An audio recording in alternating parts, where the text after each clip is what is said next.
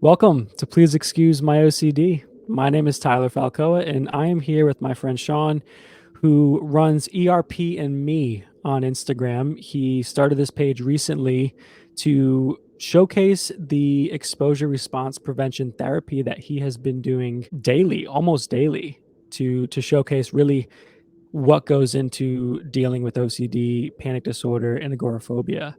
And so I'm so excited to have him here on the podcast so we can talk about all things OCD and panic disorder.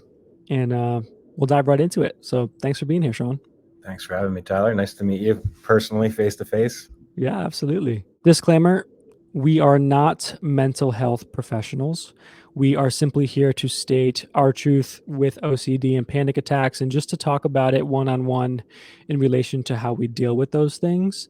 This is a trigger warning, so if you have anything that you do not want to listen to in regards to OCD, harm OCD, anything of that, just letting you know ahead of time.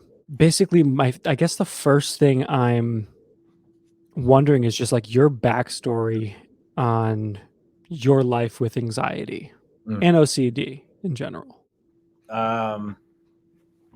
Yeah, I mean, looking back now, knowing that I have OCD, it's very obvious. I grew up Irish Catholic. I remember being 7 and, that obsessive cycle and reassurance seeking. And my dad still jokes about it, having to answer tough questions with a little kid and me asking, if Jesus Christ can talk to me, why can't the devil? And if he's really creative, how could I possibly discern, but in 7-year-old language, how could I not? Yes.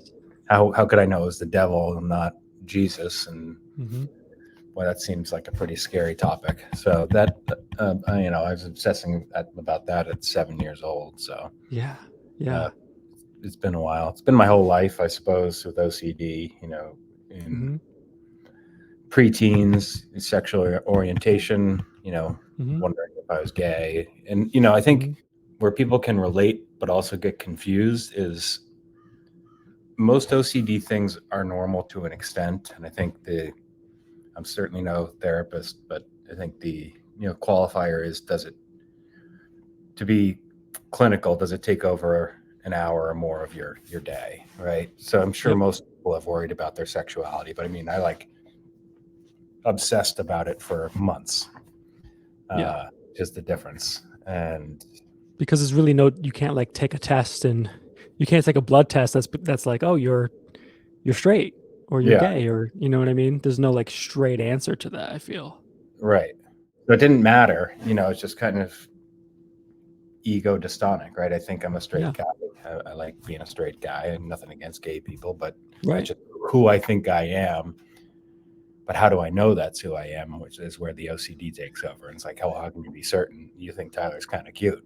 It's like, well, right. Well, that's the thing. It's like, that's the thing, is that you said it. There's no certainty with those kind of thoughts. Just like you said, like right off the bat with Jesus, and oh, well, if you say Jesus can talk to me and talk through my heart, it's like, well, how do I know it's not the devil in disguise? And to be asking questions like that at 7, I mean, I can totally relate, because I grew up the same way. I was always like questioning my Catholic upbringing too. And I was like, well, wait, that doesn't make sense, because this can happen. And so if you're OCD, you start going down this path, or you having those tendencies to, every answer you get is preparing you for another question. Sure. So just to go back to that, do you think that you're like growing up and having these different milestones of like sexuality, OCD, and things like that, at this point you didn't realize that was OCD? No, not at all. In fact, my dad would just say things like, yeah, that's normal, or maybe it is the devil. Like, he accidentally did a lot of the right things by not giving you that reassurance. Yeah, by making a joke about it, or by not giving you reassurance. I'd seen a couple therapists along the way. So I had my first panic attack at 16 on the plane, on the runway in Boston, Bry. Sitting on the runway, headed to England. Wow. So I had the depersonalization, the plane felt like it shrunk. I had no idea what was wrong with me. Mhm. My dad, in his wisdom, acted as if it wasn't a big deal. Mhm. And that really persisted most of that vacation, just because, then you're extremely tired because, uh, what is that called? Yeah, you got jet lag. Yep. Yep. Then I got back and I had a couple more panic attacks, and my mom took me to the doctor. And I think that's probably, I don't think that doctor was acting in any sort of malicious way. Mhm. But as a 16-year-old kid, I was prescribed, I think it was Zoloft first, and also Klonopin. The Yep. prescription was 1 milligram in the morning and 1 milligram at night. Thankfully, I never took it like that. But really, I Mhm. think what I heard was, "Hey, these feelings aren't normal, and Mhm. they should go away. And here's medication to make you feel what a normal person feels like." Mhm. So I think that really set the stage for um, panic disorder and OCD surrounding panic. Right. Because now you're afraid to have the feeling. Because you're not supposed to. Right. Because the doctor said clearly I'm not supposed to have this feeling and it's abnormal. Mhm. And I Yeah. didn't know until 33 that sincerely I didn't know that people felt emotions physically till I was like 33. Wow. So like all that time you're probably so you're thinking the physical emotions are separate from the mental. Yeah, or they just don't exist. Oh wow. Okay. That's Yeah, really the interesting. thing that the aha moment for me was my stepdad, who I love very much, but he can best be described as sort of like a background character in a sitcom. Like he's just got no depth to him. Uh, I Yeah. was saying how I hate traffic, and he's like, "I hate Yeah. traffic too." And I was like, "What do you mean you hate traffic?" And like, because now I'm thinking like, all right, I've gotten a proper therapist, and he's like, "Well, I hate it." He's like, "Well, in order to hate something, you must have like a feeling." He's like, "Yeah, I get a frog in my throat." I was like, "Oh, you gotta be fucking kidding me." Mhm. It's like the thing that I'm so worried about my throat closing is actually a really normal sensation. The difference is Dale, my stepdad, goes, "Oh, this," he doesn't think about it much, but it's, "Oh, this is my traffic feeling." Where Yeah. I'm like, this feeling can't be here. It shouldn't be here. It's indicative of something bad and needs to go away. Yep. Or butterflies in your stomach. Just the fact that Right. feelings actually have physiological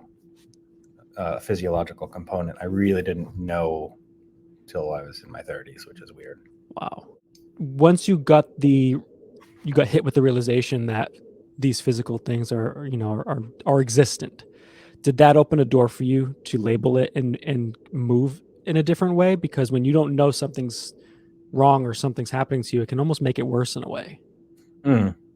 Mhm. The suicidality piece, again, not being suicidal, but being worried I'd commit suicide, got me Mhm. back into therapy in my early 30s, around 33. Mhm. And within 15 minutes, that doctor was incredible. He said, you don't have panic disorder or agoraphobia or general anxiety disorder, you have OCD. And so we talked a lot about that. And then I was talking to my stepdad. So um, I was starting to, it was all coming together slowly. It wasn't like this, it was an aha moment, but it wasn't a shift in behavior, because Mhm. the behavior had been such a foundation of avoidance behavior over, call it 16, 18 years, that there Wow. wasn't like, oh, this is a relief. I get it. Now I can be normal. So I'd seen a couple of therapists. I'd been misdiagnosed, I believe, with general anxiety disorder and Mhm. panic disorder, although I think all of these things are a big gumbo. Yep. Um, but I think the prominent condition is probably OCD. Yeah. Uh, This so, is at 33. You basically got formally diagnosed at 33. mm, and from, call it 20 to 27, I drank alcoholically Mhm. and intermediately into and saw different therapists interspersed in that time. But I Mhm. mean, the medication wasn't working, probably because I was drinking. And Yep. uh, it's something I think about a lot with uh, OCD specifically is, I think it tends to get worse when you begin to have freedom in your own life. Like Mhm. you can't really avoid and do a whole lot of compulsions when you're 10 years old and your parents say, get in the car, we're going to do this thing. Right. You know, you can have a fit, but my parents didn't put up with my fits very well. So, you know, Same. so they were, again, I think accidentally doing a lot of the right things by exposing me to what I didn't want to do. Mhm. But as I Right. got older, I could begin to avoid things that I didn't want to do, Mhm. which became a problem. And a lot of that was through drinking. I was avoiding feelings through drinking. Right, so I was gonna ask you what kind of things so drinking to avoid the feeling, were there, like, other physical compulsions you were doing or, feelings that you were avoiding throughout that time? Yeah, I mean, just feelings in general. Again, I think Mhm. I had the learned experience from being told by a doctor with a PhD that, you know, feelings aren't normal, right? Right.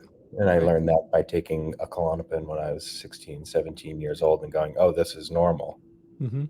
And if you've Gotcha. ever taken a benzo, it's pretty emotionless. Mhm.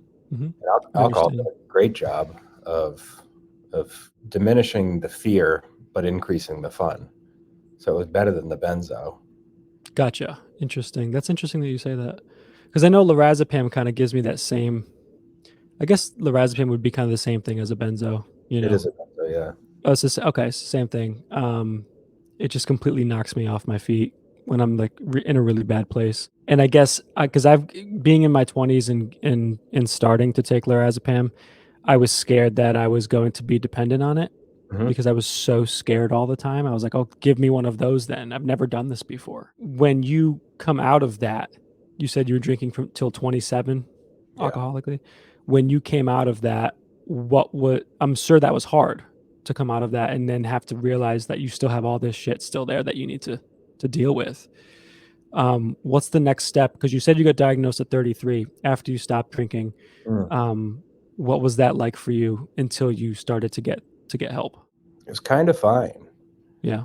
This is where a label can, I don't know, maybe can be not helpful. Um, but I didn't know what I didn't know, so I didn't act as if I had OCD. Mhm. I knew I had panic attacks, but I would Mhm. just take medication uh, along with Interesting. me. Uh, Gotcha. so it didn't bother me. Mhm. I mean, obviously, it kind of came to a head Yeah. in my early 30s, but right when I stopped drinking, I was okay. Interesting. I mean, I was So it uncomfortable. I was more uncomfortable more often.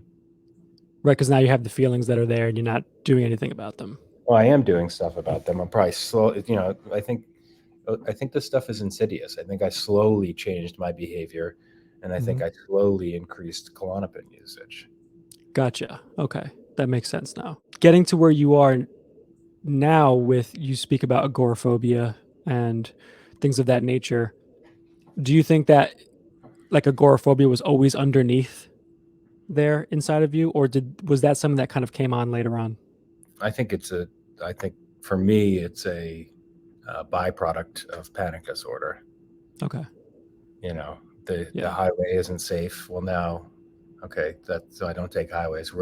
Some roads are pretty fast, like a highway, so those aren't Mhm. safe. Well, then back roads look a lot like those fast roads, so those aren't safe. It's Mhm. sort of like you have a panic attack in the grocery store, so you only go to the corner store.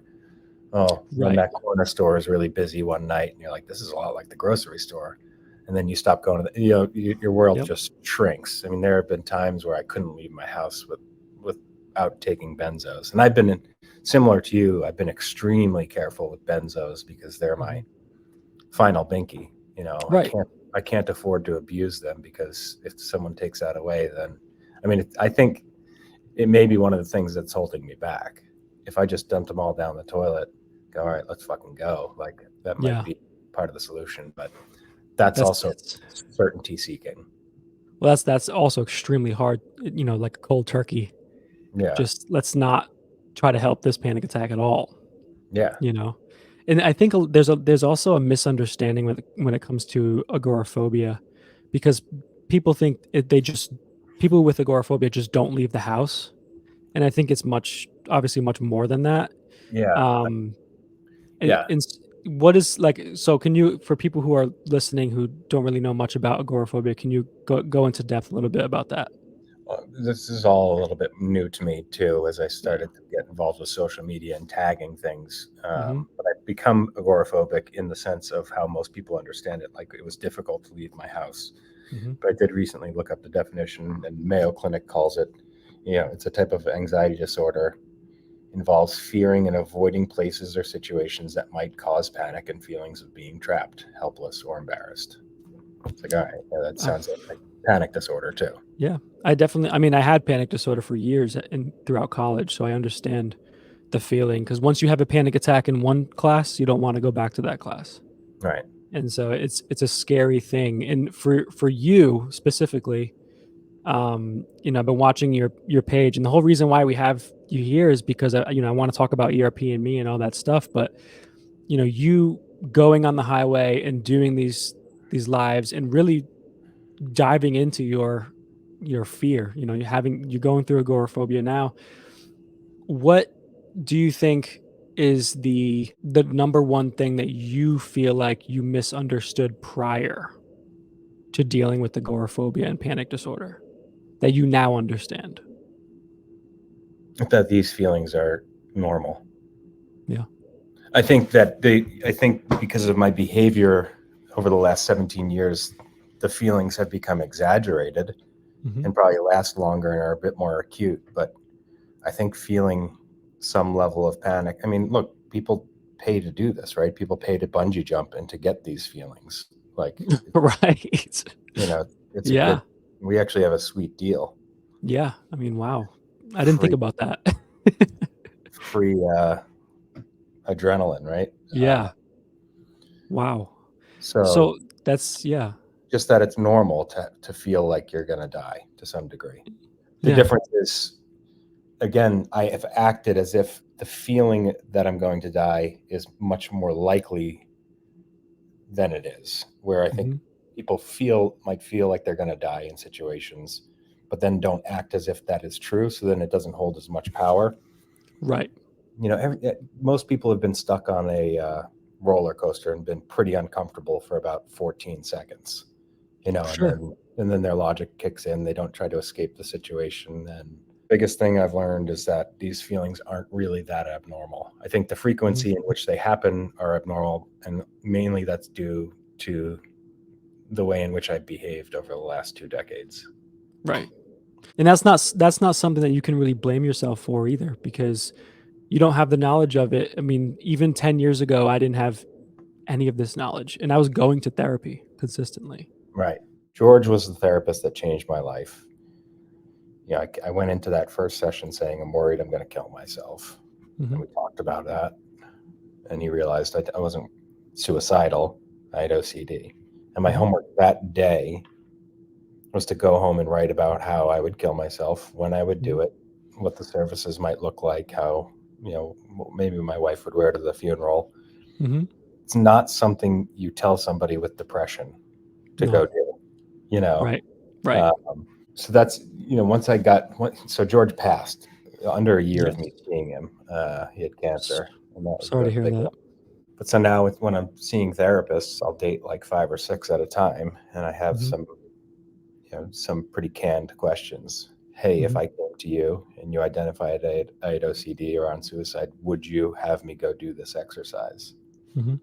And if their response is, absolutely not, I'll usually press them and ask why. And it's usually because it's liability to it's a liability. And Right. in my head, well, that's in service of your company and not in service of your client. Mhm.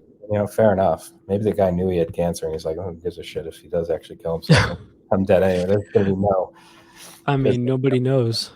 but But I will say I was given that same advice because I dealt with harm OCD as well, and I was given that same advice by somebody who had dealt with OCD and agoraphobia, and he said, "You're afraid of these feelings, and that's why they have such a strong hold on you. He goes, "You're not gonna kill yourself. The reason why you're anxious is because you don't want to do it."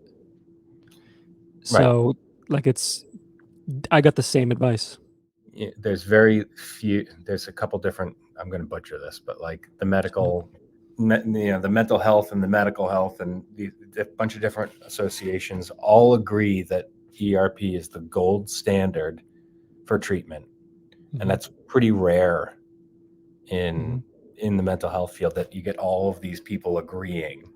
And it's like, still we're going 15, 17 years of being misdiagnosed or not getting the proper treatment. It's just fucking insane. It's like, this has been around since the 80s. Yeah. That's a side. I still don't know too much about that side of things. I can only speak from my experience of, going to therapy and talking to people who've really had a lot of the same stories of I've been misdiagnosed for 10 years and I just now I'm starting to get treatment. I feel like personally social media is changing that to a great degree by seeing the amount of people who are talking about OCD. And I know you and I had talked about this, a little bit prior, but it still seems like there's a lack of males coming to the forefront and talking about their experience with OCD, which is I'm so stoked that you and I get to sit here and talk about it as just two guys talking about OCD and being vulnerable about it. You saw a page in your head for ERP and me, and you wanted to see a page like that you did not find. Right. Yeah. I would just say, to your point about, all this stuff being available on Instagram or whatever. I mean, it's going to have the same problems as, just call it the 80-20 rule. I forget what that principle is. You're going to have 80% of the bullshit not be super effective, and 20% of it is. If you line up 100 therapists, 20 of them are going to be a lot better than the other 80. Right. So just because it's content about, I'm glad that there is content about this mental health, but I found that there was a lot of misleading content, and I'm certainly, I would almost call myself an expert, but that'd be pretty ego of me. I think I can see. Here's the thing: I can see when things are wrong for me. I have to talk. I try to always talk about from my perspective. So that's one thing that aggravates me when I see on Instagram when they blanket statement, "This is what you should do." Right. I learned in AA, what gets me drunk might not get you drunk, and what keeps me sober might not keep you sober. Right. So I just try to really keep it from talking from my experience. I'm not offering blanket statements as this is what you should do. And if I say that by accident in some of my stuff, I probably do, but I don't mean it that way. This is what's working for me. This is what I've seen work for me. So yeah, I mean, I'm a little jaded on the entire social media community specific to OCD. I get real aggravated, and I'm an entrepreneur, so I go back and forth on this. But people that have come to the other side or pretend to have come to the other side of OCD that are then selling classes or some other bullshit about how they got better bothers me. One, because if they've really gone through the OCD struggles, they know it's probably taken them at least a decade to find proper help, which probably came with a whole fucking ton of costs. Sure. And then to have an answer and not pay it forward in a way that doesn't create another financial barrier. It bothers me. And I get, look, again, I'm not right and I'm not wrong. I'm probably somewhere in the middle, and it's your perspective. It's just what I'm seeing. And it's like, all right, also, shouldn't these people though be compensated for their time and effort that they're putting in here?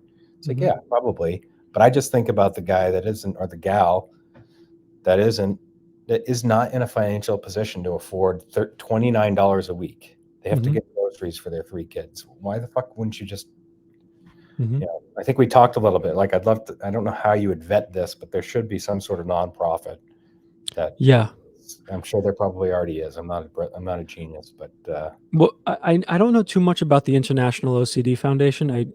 I'm still trying to hear back from a few folks there to see how we can get involved, because I would like to be involved with them. I think Think.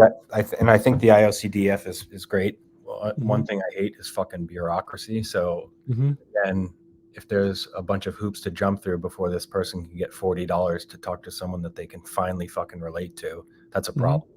Yeah. Yeah. And so I don't have any answers. So Mhm. I'm bitching, and I don't have any answers, which isn't great. Isn't a great perspective to come from, but it's just like I want Maybe to. whoever's listening can chime in on how to Yeah, help, there you probably know? are some resources out. I have 5 kids, and I'm running a business or two. I Yep. don't have all of the time in the world to research this stuff, so I am Mhm. talking out of my ass. Maybe that can be the title of it. So anything that I say, Sean talking out of his ass. yeah, people be like, "Oh, well, he's just talking out of his ass." Anyway, Well, you know what? This we talked about this being a very honest and raw interview, and this is what we're doing. And yeah, my the biggest thing that I want people to realize here is the fact that you are somebody who's out there being as real as you can possibly be. and I don't know if it's a male. You know, at the risk of sounding sexist, I don't know if it's a male perspective, and I can't find a lot of males with OCD because we're Mhm, so visually stimulated. If I go to an OCD page and it's somebody that's sort of dancing and smiling and poking at a bubble that says, thoughts are just thoughts. mhm, I'm like, what the fuck is this? What is this? But maybe someone finds that real helpful and mhm. soothing. I don't know. But to me, it's like that is not a representation of, yes. What are you questioning my intellect? Yes, I know thoughts are just thoughts. Right, right, right. I clearly have a lot of work I need to do on myself, but I take it personal. Well, because it's something that you struggle with very in a very close way, Yeah. and they may be people who have gotten to a place where they're able to do, like, for instance, um, when I look at certain things that I talk about and I decide to talk about, and I try to do it from a comedic way, I feel like I'm in a place where I can do that now. Whereas Mm. if you had asked me to talk about it 10 years ago, I wouldn't even be able to have the conversation. And that's another way of coping for me. I'm not sure if you've ever found that with you, because you seem to have kind of like a wit about you. Like there's some sort of comedy underneath you, Yeah. especially with your lives too. So I don't know if you might even find that as a coping mechanism, just as like somebody might find dancing or trying to, however creative way they're doing it. Two You know, things. One, did I tell you I did stand up comedy for 8 years? you did not. Okay. So there's Wow. that. And All right. then, um, yes, you're right. And then, have you ever seen the movie Donnie Darko? I don't believe I have. Well, if you haven't, you should. There's this Donnie Darko. Patrick Swayze plays this guy that is like, sort of a motivational speaker. Yep. Turns out he's just a pedophile and a piece of shit, right? Hmm. So fair enough if these people dancing and poking have gotten to the other side and are really showing it. But my experience with people that are sort of gurus is that they're half full of shit, or Hmm. maybe a quarter full of shit. Hmm. But show me that quarter too. Yeah. You show me that 3/4 of the time you're fucking great, but show me Yeah. that quarter. I need to know that you're a human and not Hmm. a robot. That just and again, maybe I'm wrong, and I hope I am wrong that you can. And I've almost gotten to the place where OCD is so minimal Hmm. that it's like you don't have it. Hmm. Um, and maybe they're there, and I'm just being a piece of shit, which is likely. Well, I think this is your perspective too. This is something that you're, as a male coming into the community online and sharing your story and seeing all these things. You're Oh, sure.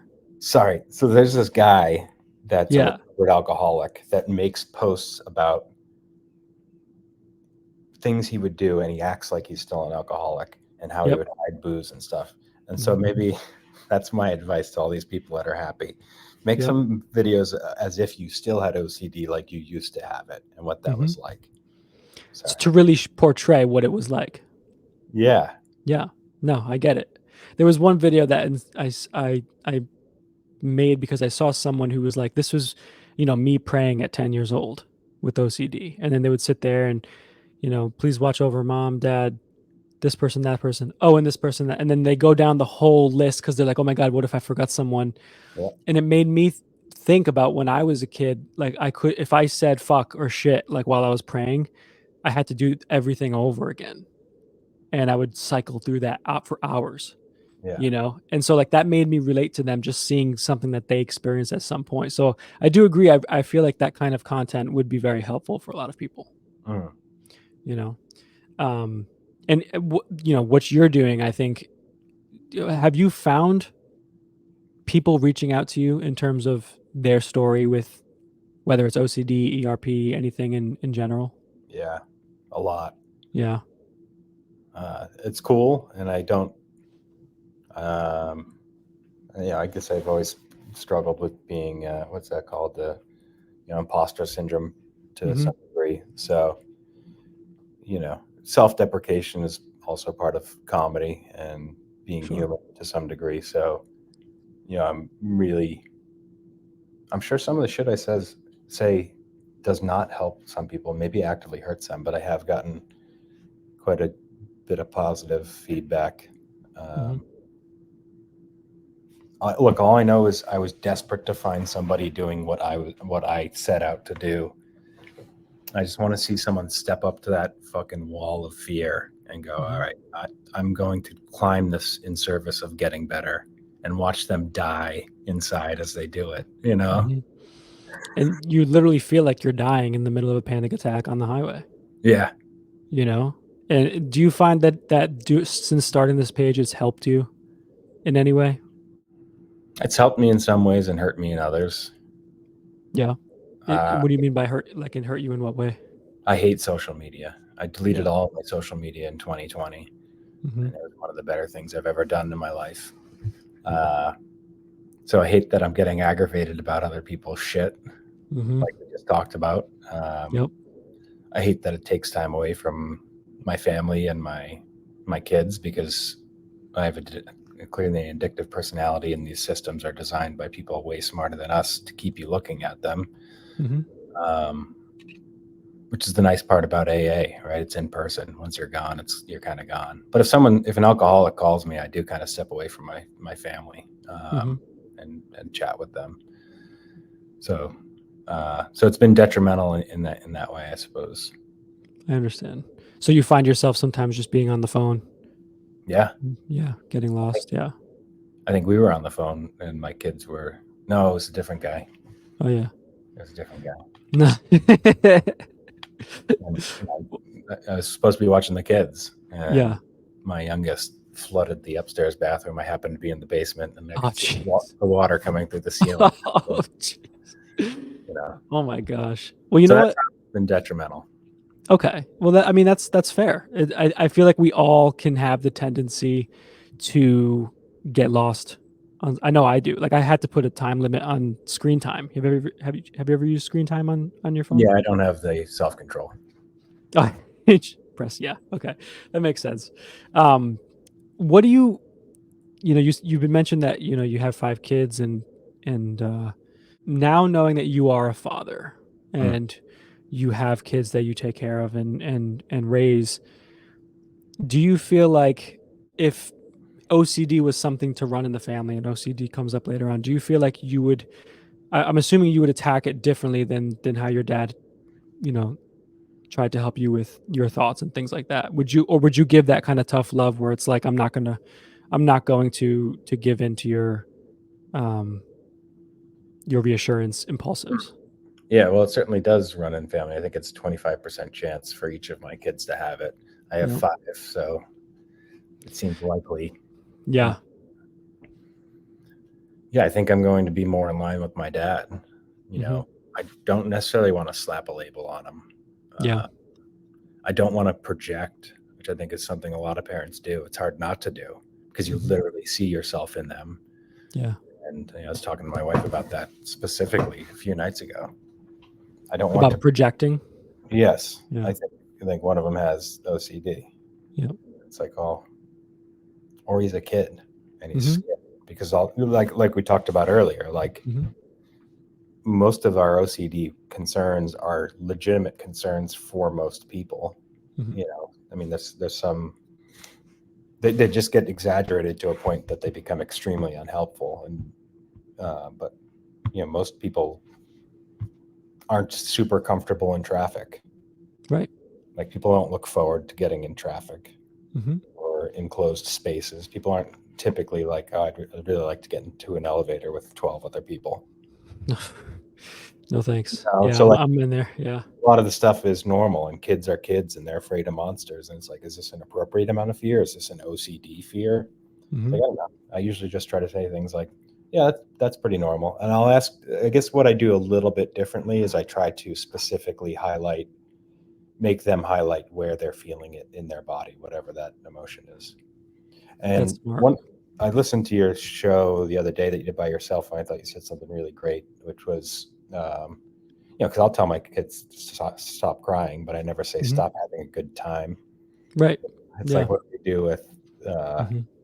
so there's just already a negative connotation about being emotional. I think that I'm extremely open Yeah. with my family about me, Mhm. and about emotions and how they're okay. And where do you feel that? Oh, it's in your stomach. Yeah, when I get nervous, it's in my throat. Mhm. Um, but yeah, I could do a better job there. There's a million places I could do a better job, that's for sure. Well, I think I'm not a parent, and I'm a parent to a cat. It's about the closest I can relate to you. But I think if my relationship with my parents, has given me a lot of um, learning in terms of realizing they're not perfect, and that there's so much that they're still learning through Yeah, me, and I'm learning through them. isn't that a fun realization that your parents are people when that comes about in your mid 20s? Yeah, it's just odd because growing up, you think that they know everything, and you reach a certain age, and then they know nothing, and then you reach another age, and you're like, wait a minute, they're just like me. Was it you that posted the quote? Somebody posted a quote that I read, and I don't remember who said it, but it's like, Yeah. at 17, my dad didn't know anything, and over the next 10 years, I found out he sure learned a lot. No, I didn't post that, but that's incredible. When you're 17, they don't know fucking anything. Yeah. Then you get older, you're like, oh shit, they kind of know a lot, but they're fucked up people. They're just people. And Right. They're my people. upbringing, my upbringing was tough. My mom was an alcoholic. My dad was Mhm. pretty strict. I think I had some trauma in there with Mhm. the alcoholism. But they did better than their parents. I Mhm. think that's every parent's goal. How do I not be as bad as my parents were? It doesn't mean you're even close to perfect. Sure. Sure. If you can just be marginally better than your parents, then you've succeeded. So, That's good. That's a good. I'll have to run with that because I mean I'd like to think eventually I'd have kids, but it seems to be a scary thing, and especially as somebody with OCD, I think about that a lot, and I'm not sure if you can relate to this, but yep. growing up and thinking about, well, I want kids, but I also got so much fear, and what if I have one of these attacks while I'm trying to raise a kid? So I have all these things. I'm not sure if those ever crossed your mind, Yeah. before having kids. I don't know if you followed Anxiety back, but I was talking to him on the phone. I'll have Um, to check. I don't remember. but he would, similar concern, right? Geez, how could I put this burden on, Hmm. this potential burden on a child, bring a child Hmm. into the world with the risk that they'll have to have the hell and torture of OCD? Hmm. And I think my answer is because the world needs good people. And I think that, boy, if anything, the one thing I do appreciate about myself, going back to the post from yesterday, is that I'm empathetic. Like, I really, Hmm. truly appreciate that about myself. And I think that people that are hurt or people that experience challenging situations are a bit kinder. Um, Yes. and so, worst comes to worst, your kid has OCD and he's a real good person. Hmm. I love that. There was somebody the other day, actually last week. I talked to Ali Garza, and she's experienced her own OCD for 15 years undiagnosed, and she ended up going into helping others, with an OCD program. She had said that, with her harm OCD, she was labeled as dangerous, and Mm-hmm. because they didn't understand it. And we were talking, and it's like, people with OCD are probably some of the least dangerous people you'll ever meet, and they have the biggest hearts that you'll ever find, because they are so aware of a lot of different things that other people are not. Yeah, how crazy And do you have to be to think about how wrong everything can go? right, and also, like, you just want to tie yourself up because you don't, like, because the person doesn't trust themselves, they want to tie themselves up to make sure they don't do anything. Like, a person who is truly dangerous won't tie themselves up. They're not worried about doing anything. Yeah. They're worried. They're just going to do it. And I think there's such a stigma around OCD, and you just hit on the head. And if your kids have OCD, they're probably going to be very, very warm people. And we need that in the world specifically. So Yeah. selflessly, Hmm. you're potentially sacrificing a lot of peace Hmm. for the greater good. And I really Yeah. believe that. Maybe that's a little crazy, but like, yeah, maybe when That. my kids struggle with this, hopefully I get through this and can help Hmm. them out. But the world needs, in my opinion, the world needs good people. And Yeah. I think I agree with that. I agree with that. I don't If think there's we'll disagree. No, I don't think so either. Most people listening to this would probably agree. And what would you like to say to people who really aren't sure about what OCD is, from your experience and having OCD and agoraphobia and panic disorder? What do you think people should know about OCD? Nothing. Nothing. Yeah, right on. More power to them. I see everyone getting so upset that OCD is not an adjective. It's like, look, these people have no fucking clue. And Hmm. thank God for that. Yep. Good. I wouldn't wish this on my worst enemy. I don't need them to understand me. You know, if you shift that question slightly Hmm. and say, what do you wish people you cared about knew about OCD that may not have it? The answer would Hmm. be different. What the fuck do I care what strange if some stranger goes, I'm so OCD. I like to have my room clean. It's like, yeah, all right. OCD has brought me a lot of pain, but I don't think you're saying it in a malicious way and trying to hurt my feelings. I'm not going to take it that way. Hmm. Um, I do think it is funny and weird. It's not like Hmm. you'd be like, oh, I'm like a cancer patient. I'm always sick. You just wouldn't use different, like you wouldn't Right. use it that way, but they just don't know. Right. It's not coming from a place of malice. And thank fucking God Yeah. they don't You know. you wouldn't want that to be on them, is what you're saying. Yeah, why I don't know about everybody's fucking challenges, and I probably misspeak and Hmm. I hurt their feelings. Well, that's sort of on them to some degree. Unless I'm actively being a malicious asshole, then Hmm. shame on me. But I'm sure I misspeak. I'm sure I talk about things flippantly. I'm Hmm. sure I haven't. But like another one that people use a lot is he's so bipolar. He's just up and down. It's like, well, no, that's a serious condition. But I get what Hmm. you mean. Hmm. And it's not like I guess I can go on about that because that's something that ruffles my feathers when I see everybody up in arms about someone using OCD incorrectly. Thank Hmm. God those people haven't had that experience. Yeah. I'm grateful. I'm happy for those people. I'm Yeah. not hurt by those people Hmm. because I guarantee if you pulled them aside and said, "Hey, if it was like your friend and Hmm. it started to, and they knew that you had OCD and it was debilitating, and they were using it to kind of needle you or kind of pulling them aside and going, look, man, like, I know you don't get it, but you got to just believe me that it's really hard. Please don't use that in a joking way because I look to you for safety.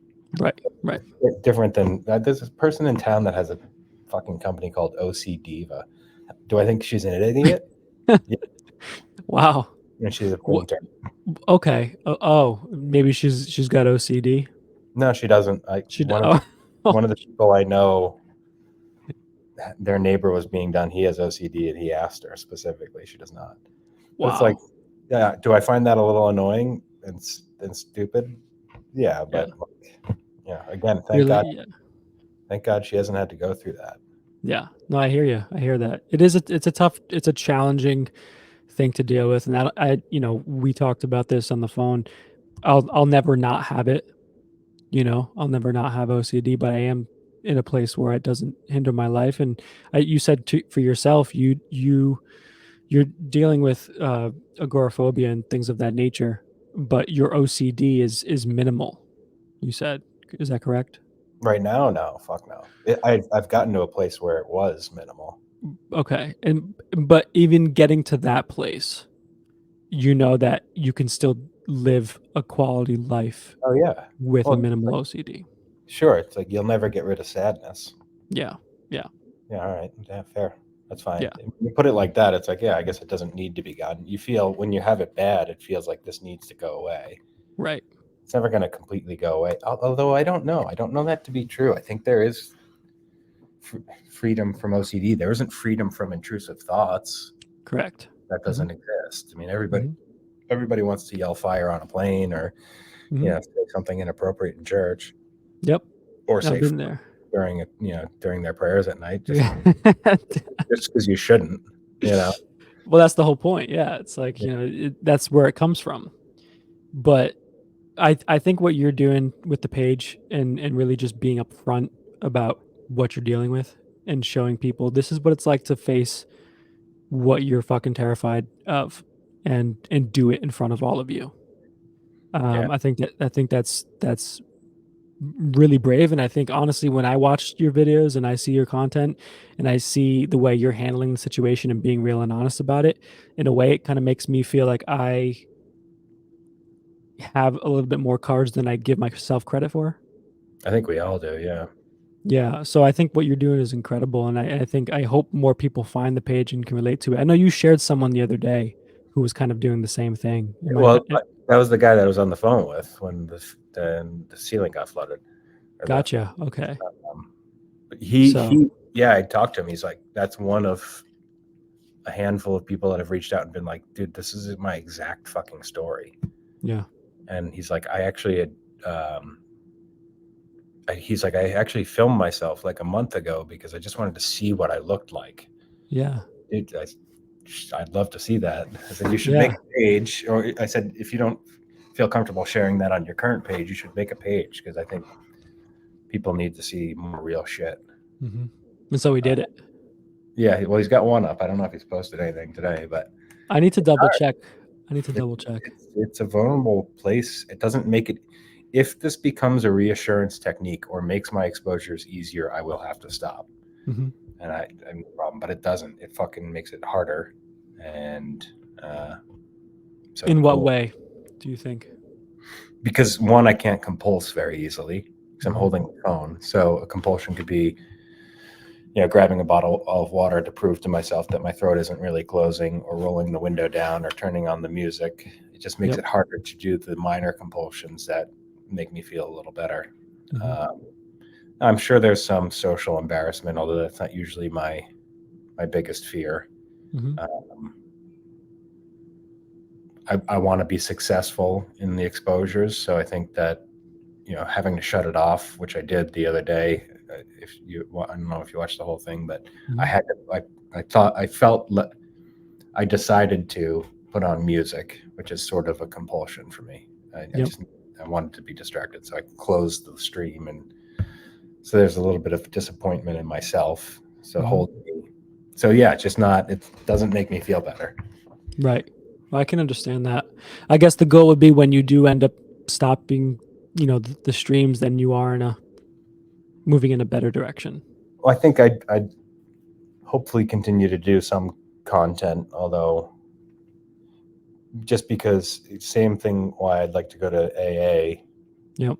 after 10 years of sobriety is there were people there for me when I showed up. Yeah. And I think if anything that I'm doing is helpful, I think what I would continue to do is talk about it in a way that at least 50-50. I can say, hey, I've gotten through this, but this is what it looked like when I wasn't, and it was fucking horrible. Yep. I don't want the cotton candy. But let's circle back around one more time to how isolating it is being a man with OCD. Yes. I can't, and nothing against any women or gays or trans or anybody else, but it's like I don't know if they've been coached or not. See, I'm going to say all the wrong words that piss everybody off. I don't know if they've just come from a community that's more apt to be open, but it's like, I think I know the statistics fairly well. It has nothing to do with gender. So there's got to be just as many men with OCD Absolutely. that aren't showing it or being open about it.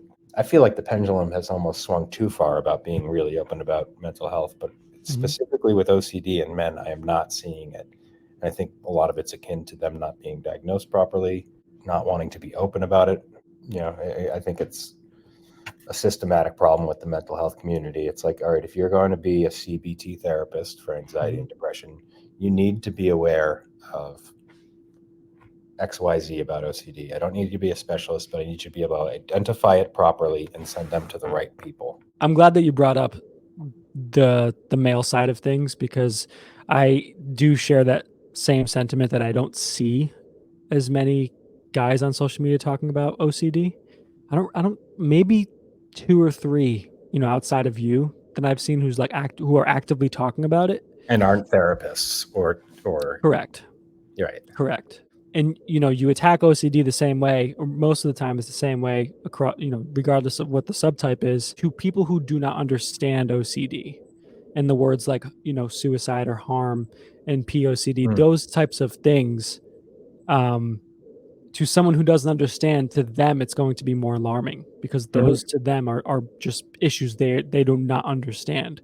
But to us, no matter what the subtype is, it's all the same. It's all treated the same way, you know? And I'm hoping that if there are people out there, whoever you are, listening, that whatever subtype or whatever part of OCD that you're dealing with is going to be looked at the same way across the board from someone who's trained in OCD. So, if that makes sense. Yeah, and I'll clarify. I mean, it doesn't matter because, right, like I can relate to a woman or trans or gay or a guy exactly this. I know exactly what they mean if they have OCD. It doesn't matter that there isn't a lot of men. It's just an observation I've noticed. And I think it's strange. Yeah. And that might, like you said, that might have in part be due to the fact that it is a scary thing to deal with and talk about in general. And men are still trying to, I feel like the men in society are still trying to get their footing right in terms of how they open up and who they open up to. Yeah. So I do agree with the fact that we need to keep the conversation going, and you're doing it with your page. I'm hopefully trying to do it here with talking to people like you, and really getting the story out there of what OCD is like for people like us. And I also recognize that when people are saying don't use OCD as an adjective, I get the importance of raising awareness around OCD. I myself took 15 to 17 years to get diagnosed, which is on the longer side. The longer side is never, I suppose, but so I get why that ruffles their feathers to some degree, and awareness around OCD is important. I just also look at it with the angle of gratitude for that stranger. Yeah, be thankful that they don't have it. Yeah, 100%. Sean, this is awesome, man. Is there anything that you want to say or leave here on the podcast?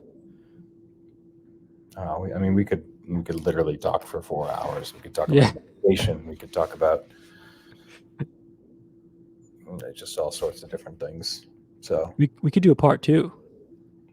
Yeah, we'll see see what happens.